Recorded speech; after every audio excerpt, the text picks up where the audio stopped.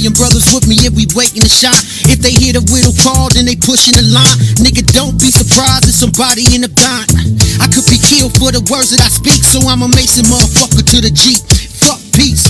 I'm about to hold lodge in the streets and take these motherfucker niggas to the east, nigga. Alright, South LA check in. South LA check in. It's your boy Mason Light 3D3. We are doing a special report as we monitor the streets of South Los Angeles, and we get into the Sonya Massey case. William K. Donnegen was my great-great-great-grandfather out of Springfield, Illinois. And in the 1908 Springfield riot, he was lynched and hung along with another African-American male. And this is the story of my family from Springfield, Illinois. I've always said I came from Chicago or Springfield, Illinois, which is outside of Chicago. So many hours away. Like, they got different parts of Texas, Amarillo, Odessa, Tyler.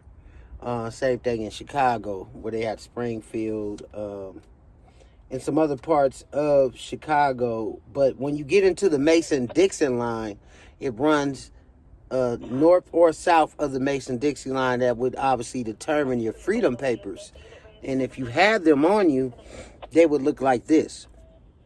It would be a Masonic dues card. This is mine. Obviously, we passed this on through generations, in which you will have your paperwork presented along with your driver's license as you go to and fro. Somewhat like what our more scientific brothers would obviously claim their Morocco citizenship. We have the same as sovereign grandship through the Masonic Lodge of either 4-letter or 3-letter. If you were 3-letter, you was in the Prince Hall Freemasonry, like my great-great-grandfather was. Because they didn't accept members in the White Lodges, which is ancient and accepted Freemasonry, in the Scottish Rite Lodge, which obviously later on in 2013, they started actually accepting membership inside the Scottish Rite Lodge. Up until that time, you were considered clandestine if you were a Mason practicing Masonry, either stone masonry or esoteric masonry in the state of California.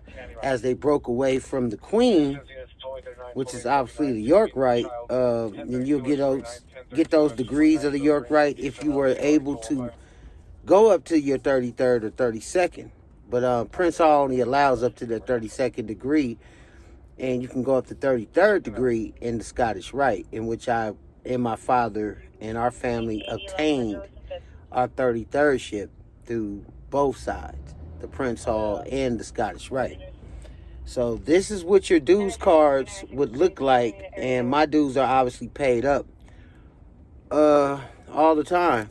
I always made an active member of the lodge, always on, never off.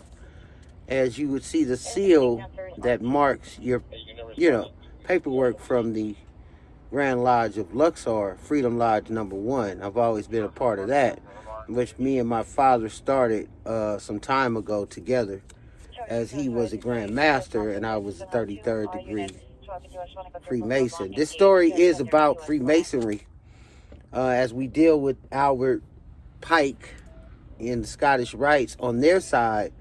And I've always asked white folks, did the white man come first or did the black albino come first? So we have to answer that question. This is my Masonic ring from my father's side and from my mother's side as well. They both were Masons on both sides of our family, and I wear it on the middle finger because I'm always in distress. Since the lodges have been started and erected since the earlier times of slavery, and obviously, them indoctrinating the Egyptian rite into, why you were considered a Mason or a Freemason or a York Rite. There were 3 divisions of Masonry you can go into. Obviously, Prince Hall was tailor-made by the British in the London from the Queen Elizabeth family, who gave the first charter to Prince Hall to obviously open and erect Africa Lodge number 1.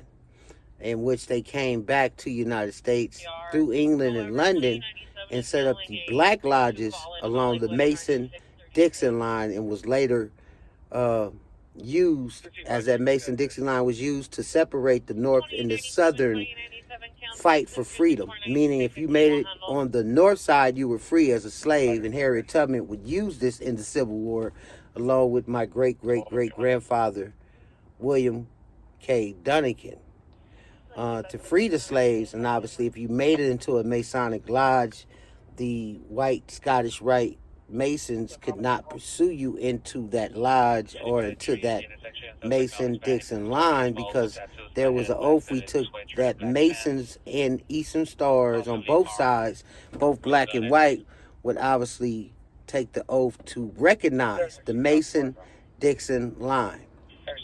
And before that, the North Star was established through the Treaty of the Blackfoot Indians, who fought in that war as well, because they couldn't tell Indian from being, light or white. Now, if you were albino, then obviously you would be accepted from all of both races, but an albino would get a different kind of pass, meaning you would be selected due to your nature of your deficiency, not the color of your skin. So there were a lot of things going on as we shift forward to racism and how it was looked upon and shone upon, and how the albinos were not either black or white, but their own race.